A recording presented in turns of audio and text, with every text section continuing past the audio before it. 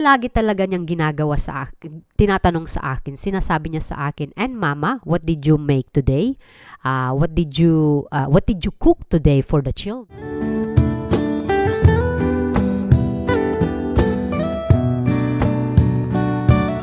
The next is maging mabuting halimbawa ng healthy behavior. Um, Siyempre, nanggagaling pa rin sa'yo. Kasi kung ano yung ginagawa natin bilang isang magulang, bilang isang ina, is nagre-reflect yan sa ating mga anak. At kumbaga, nakokoping nila, nagagamit nila kung paano nila i-handle yung kanilang stress. Ako kasi, kapag stress ako, you, like what I always did to my son, every time na after school, tinatanong ko siya kung ano yung mga nangyari sa maghapon. Siya naman, every time na kinukuha ako ng aking asawa tapos siya sa istasyon ng train, yung palagi talaga niyang ginagawa sa akin, tinatanong sa akin, sinasabi niya sa akin, "And mama, what did you make today? What did you cook today for the children?" So, and then sasabihin niya sa akin, "And did they like it? Did they like your cook, mama?" So, yun ang sinasabi niya sa akin talaga. And every time, if I feel stress, kasi naririnig niya kapag nag-uusap kami mag-asawa. Kami kasi mag-asawa, we're very open-minded each other. Kung ano yung mga nangyayari sa amin, maghapon, sa aming trabaho.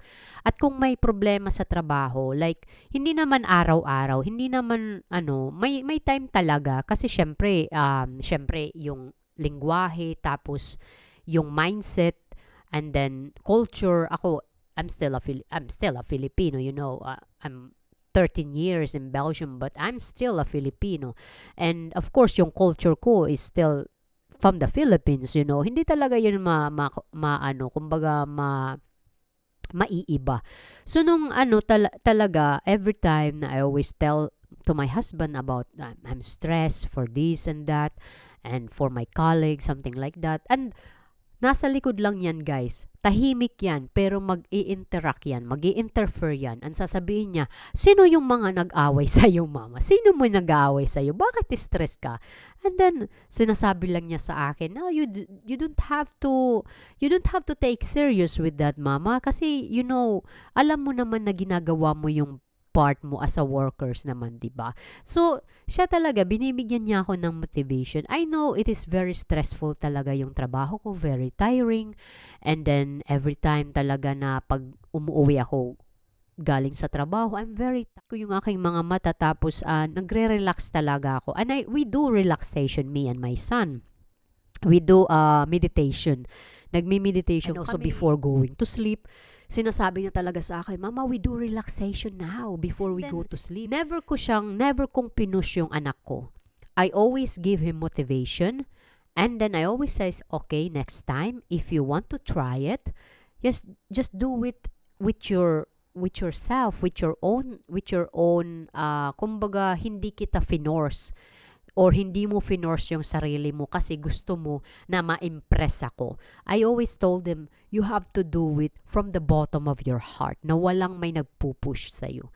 So, and he always say it to me, yung mga talaga motivation na binibigay ko sa kanya, that you believe with me, mama. And you always said to me that I can do it even though na alam ko sa sarili ko na wala akong kakayahan, na hindi ko yun magagawa. But it's because I trust your words, na yung motivation na binibigay mo sa akin. So, I did it, I did it because of the motivation.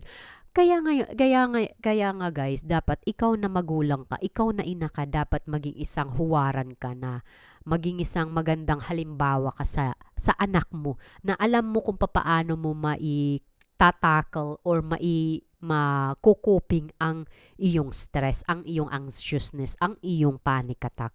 Kasi pag hindi mo yun magawang ma-coping or ma-overcome yung anak mo, kasi tinitingala ka ng anak mo. So kung sasabihin na, kung kaya ni mama, kaya ko rin, di ba? Of course, it's also nice to hear it na yung anak mo kumbaga tinitingala ka.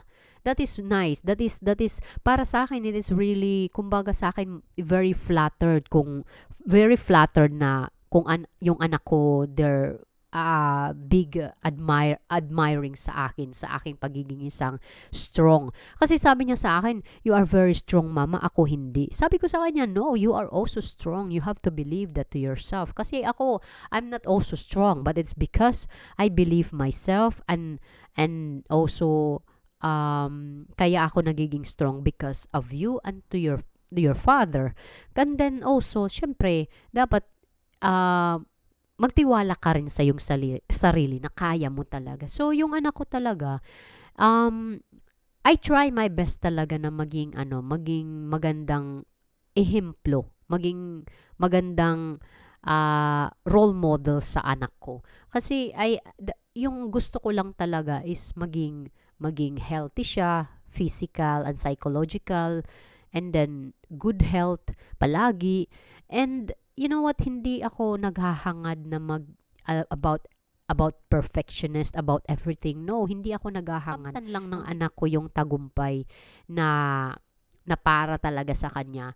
And kaya din ng anak ko. And then, of course, sa tulong ng isang ina na dapat nandyan ka, na dapat magbigay ka ng motivation. And also, kasi you know what's yung stress talaga, may mga stress talaga na healthy stress, pero may stress talaga na hindi na siya healthy. Kasi kung itong stress na ito is nakakapagdulot sa iyo ng hindi maganda, you have to let go that stress. And wag tayong matakot na kumbaga mag-adapt ng other things na hindi natin kumbaga hindi tayo sanay, and it's just a matter of pagiging sanayin natin yung ating sarili of that, yung bagong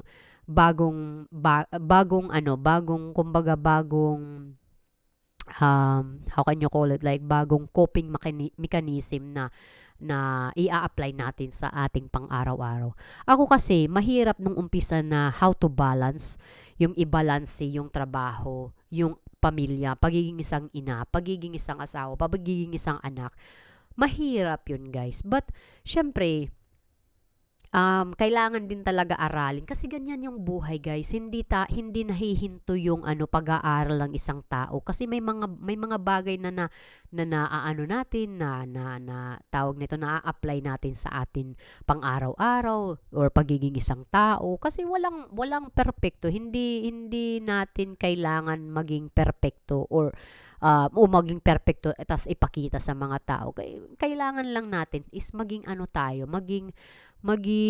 tawag na ito, we have to stick to being who we are, and maging tayo, as long as importante is yung anak natin, yung pamilya natin, yung asawa natin, and everything is in good, na it's supposed to be in good, and kung may time naman talaga na it's not good, well, it means that you have to make a change, mo ng pagbabago.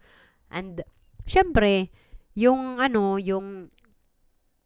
dapat maging isa ka talaga na maging isa kang ehemplo sa ng anak mo kung paano i-handle yung healthy behavior.